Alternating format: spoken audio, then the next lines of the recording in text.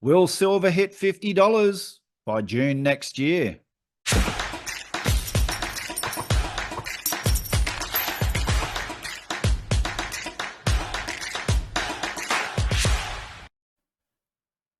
So let's check out this article where UBS raises its silver price forecast. So UBS updated its outlook for silver prices, projecting further growth due to robust industrial demand and a potential undersupply in the market. The financial services firm increased its silver forecast by $4 per ounce across various future dates, anticipating the metal to reach $34 an ounce by the end of September, $36 an ounce by the end of 2024, and maintain that level through the end of March 2025. Moreover, UBS introduced a new forecast for the end of June 2025, setting the target at $38 an ounce. So UBS goes on to explain why, which is basically the deficit between the demand for silver and the supply side, with mine production likely to fall due to Peru and continued increase in demand, especially around photovoltaic, solar panels, etc. And I agree with that. And for their price targets, I'll come back to that. It's clear that China is eating the LBMA's lunch, and it's the Shanghai Silver Exchange, like the Shanghai Gold Exchange, that's leading the silver price internationally. One could really argue that this is the silver squeeze happening. That silver, that China is sucking up all the world's silver, and we're seeing huge prices in the Shanghai Silver Exchange. And if you actually follow it, it really is leading the international price of silver. And here from Bloomberg Asia, Chinese silver imports could surge in coming weeks as traders take advantage of a jump in demand that's taken prices well above the international market. And Peter really does say here the silver squeeze is heating up. China is sucking up global silver supplies at these cheap prices. And he asks, what are you doing? And you guys know I've been holding on to silver, and I've been buying silver for a long time. I've been holding on to it for quite a while, and I've just been buying it as it, has pulled back. I've just accumulated it slowly, and I own so much gold and silver, it's not funny, more than I ever have before. Now, before I come to this chart and before I share my price targets on silver, because, you'll see, I just want to share with you guys this recent clip about what is driving the silver price. Yeah, unease, uncertainty about the Fed. I feel like those are very bullish for gold here. Let's talk about how we've also seen some of the industrial metals, copper, silver on the move as well. I like how you note that silver is an industrial metal first, a monetary one second. For some time now, consumers and producers have enjoyed lower prices, but that's starting to change. Yeah, exactly. So like you say, silver is primarily an industrial metal, and we've seen demand for silver in industry increasing year over year. However, supply isn't keeping up. In fact, supply isn't just not keeping up, supply is actually going down. So that's kind of an interesting dynamic in silver, because we have demand growing, supply shrinking. And if you look at basic supply and demand, that means one thing: price is going to go higher. So that's really what we're seeing in silver so far. It's up roughly 35% from its lows earlier this year. That's a pretty big move. I'm expecting that move to continue this year and in future years. When you're talking higher, I'm looking on the chart here, April 2011. I remember the spring of, we were up around $50, right? Do you see us achieving those levels? And ultimately, what does this do to the gold-silver ratio? Do you feel like gold can continue to sustain this momentum as well? I do think both metals will sustain their momentum. And if you remember, silver hit its all-time high in January of 1980. It just crept past $50 an ounce. And then, like you say, in 2011, it got extremely close to breaking that record in April. And so I do think we are going to break that record again. It's only a matter of time. I don't know if it's going to happen this year, but certainly very soon.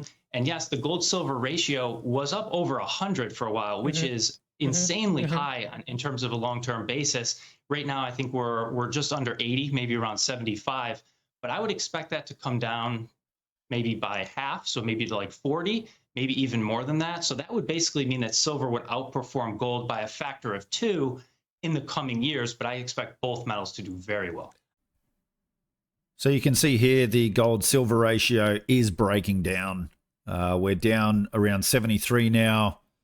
And in my opinion, over the next 12 months, I see the gold-silver ratio breaking down to between 40 and 50. I know there's plenty of people out there that are more bullish on that. And some say, well, the mining ratio is 7, 8, 9 to 1. That's where it should be if we're really going on fundamentals. And others are saying, no, more like 50, 60 on the gold-silver ratio. But I think in the next 12 months, so by June 2025, I am expecting the gold-silver ratio to be between 40 and 50. And so what does that mean for the price level of silver? Well, I see gold being at least $2,500. So going back to UBS's forecast, right, $38 by June 2025. So we're a bit over 12 months away. I see gold being at least $2,500 by then. And that's been extremely conservative. So if you just take a gold-silver ratio of 40 to 50, we're looking at all-time high in the silver price, $50 to $62.50 in that range. So if gold is $2,500 and the gold-silver ratio goes to 40, then we're looking at $62.50 silver. At 50, then we're looking at $50 silver. So my target, so UBS's price target is $38 by June next year. My target is actually the all-time high target. That's what I expect silver to do. I wouldn't be surprised if at that point we do see quite a big pullback. But ultimately, I've mentioned this before. I see triple-digit silver. I've been in that camp for some time. And I've said when the manipulation ends, we will see triple-digit silver and possibly the true value of silver. And, I don't know what's going on with the Shanghai Silver Exchange, but we're seeing that move higher and higher and higher. We're seeing a lot of demand from retail investors in both India and China for silver. I think India back in February, it was the highest month of silver from retail investors ever. We're going to start seeing, if we're not already seeing, institutional investor demand. And of course, the industrial demand is only going to increase, in my opinion. Now, I do see triple-digit silver. When? Well, look, things are getting chaotic. Our monetary system is on a knife's edge right now. We need constant inflation and central bank and government manipulation just to keep the banks up on two legs. The whole system is broken. The debt-based fiat Ponzi scheme wants to collapse. And governments and central banks are just going to have to continue to inflate. And do we get to that late 1970s where people lose confidence in currencies? And people were losing confidence in the US dollar and US treasuries. And I've done videos, talked about this before, why, the Carter bonds, backing it by the Swiss franc, because people were losing confidence. And what did gold and silver do? It absolutely took off. And others like Lee Goering and Adam Rosenswag, well, they've got big price targets for silver, like $500-$700 price targets for silver. I did a video, I think, a couple of years ago where I shared Goering and Rosenswag's price forecast. And I think in this video, $125 to $714 silver is, and they talk about that late 1970s move and that setup. But it's not just the monetary system that's breaking down. Politically, the Western world, people are losing faith in all the institutions. I don't even want to talk about the what's happening in the US with, I'm no Donald Trump fan, being a Austrian economist libertarian. That guy was in 2020 was the best Keynesian president we've ever seen. But what has happened to the legal system and the lawfare? That's, I mean, it's ridiculous, crazy, and just the wokeness and the West is collapsing, and the world is getting crazy. The military conflicts are only going to increase. I think debt-based fiat currencies are just going to continue to be devalued, and eventually people wake up and there will be a massive flight to real assets like gold and silver. And silver being attainable, a lot of people already can't attain gold because it's too expensive.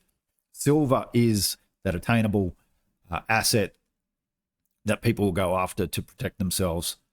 And who knows where the price of silver goes then. But what I'm actually, one of the reasons why I haven't done many videos lately is we've been so busy advising clients and helping clients sort out their own finances, their investment portfolios, etc. And I'm actually going to, in the next video, because as you guys know, I've been doing a lot of finance classes for high school kids and university kids, and I shared in a previous video what I've been talking about there with what I teach them, basic finance principles, etc. In the next video, I'm going to show you guys how we have been advising clients right now with their finances and their investment portfolio. So I have in previous videos given a little hint to this, and it actually involves a secret that the banks don't want you to know. It may involve a little bit of renting out your shares, aka covered calls and naked puts, etc. But stay tuned for the next video when I talk about that. My price target is all-time highs by June 2025. Mark it down. You can hold me to it. That is my price target. So for me, there's more upside room in silver yet to come. Anyway, thanks for watching. If you did like this video, please hit that like button. Share it around. If you haven't subscribed, do so. Love to see your thoughts and opinions in the comments below. Take care, everyone, and I'll see you all again on another episode of Finance Uncut. And just a reminder, the information provided in this video is for education and entertainment purposes only. Nothing on this channel constitutes as financial advice. The information in this presentation is no substitute for financial advice, and all investors should seek advice from a licensed financial advisor having regard to your own objectives, financial situation, and needs.